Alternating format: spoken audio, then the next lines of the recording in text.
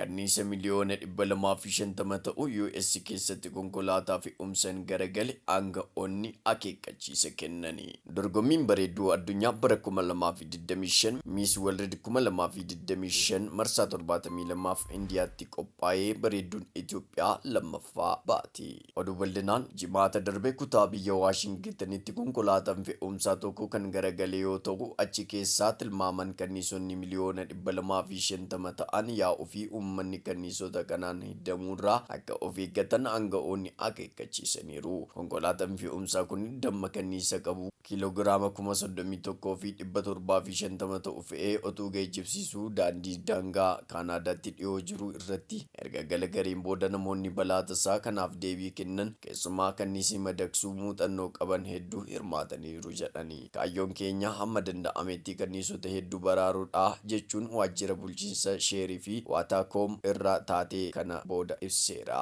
Aanga'oonni bakka balaan kun itti dhaqqabe hanga hojii baraarsaa xumuranitti cufamee akka turu himaniiru. Amma kanniisni miliyoona 250 ka'eera jechuun naannoowwan kanniisni kun itti dambali'anii fi miliquu danda'anillee adda baafamaniiru. Kunuunsitoonni kanniisaa poolisii waliin ta'uun kanniisa ka'ee kana saanduqatti deebisuuf meeshaalee kanniisaa qubachiisan kan dammaa fi urgaawwan adda addaa qabu fayyadamaa jiru. Tooftaa kanaan kanniisonni kunneen deebi'anii akka qubatanii fi mootiin kanniisaa to'atamuu gochuun sa'aatii 24 amma 48tti itti aanan keessatti ta'uu qaba jedhan. Poolisiin guyyaa jimaataa gara boodaa miidiyaa hawaasaa irratti odeeffannoo haaraa baaseen warra kanniisa kana qabuuf yaalan galateeffateera. Hawaasa ajaa'ibaa kanniisa kunuunsuu jechuun tattaaffii baraarsa namoonni 12 ol irratti hirmaatan kana dinqisiifateera. Ganamatti kanniisonni baay'een isaanii gara saanduqa isaaniitti deebi'uu qaban jechuun waajjirri bulchiinsa sheerii fi waataakoo miidiyaa hawaasaa irratti maxxanseera.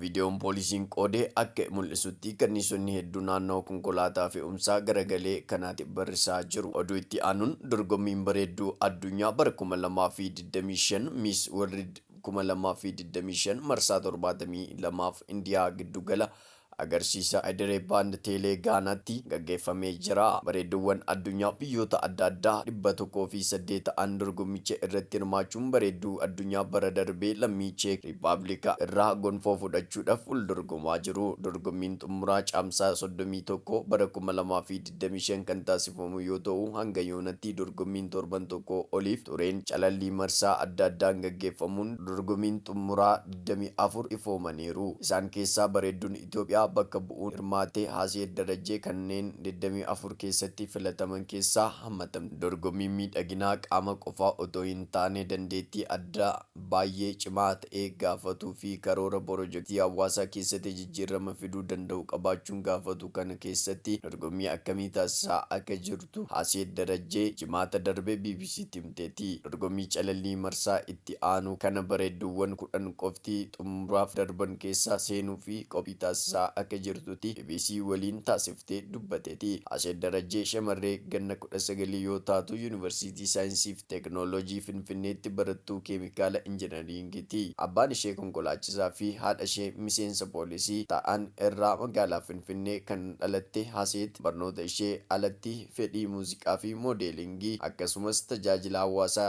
irratti qabdu carraa kanaaf gahuu akka dandeesse himteetti. Kanaanis Yuunivarsiitii fi dorgommii bareedinaa sadarkaa biyyaa gaggeeffaman keessatti hirmaachuun kan eegalte yoo ta'u milkaa'inaa fi muuxannoo biyya keessatti argatteen aadaa fi eenyummaa Itoophiyaa waltajjii addunyaa irratti beeksisuun dorgommii bareedduu addunyaa bara 2025 kanaaf carraa argatteetti. Dorgommii bareedduu addunyaa bara 2025 kana irratti Haseet dandeettii fi miidhagina ishee kana agarsiifte yoo ta'u bareeddota addunyaa hanga 24 keessatti galuu dandeesseeti. Dandeettii aartii fi kanneen adda addaa qabdu agarsiiftee marsaa itti aanutti darbuuf carraaqqii akka taasiftu BBC'tti himte. Abdii kutuu dhabuudhaan kan jettu shamarreen kun waan tokko irratti dafanii abdii muruun akka hin barbaachifne hawaasa keessatti hubannoo uumuun jijjiirama fiduu barbaada jette. Muuxannoo mataa ishee irraa ka'uun shamarranii fi dargaggoota Itoophiyaa keessatti carraa barnootaa hin arganne akka argatan kanneen deeggarsa barbaadan akka deeggaramanii fi shamarran ol ba'anii mul'achuu hawaasa keessatti jijjiirama fiduu hawwaniif kaka'umsa akka taatu himteetti.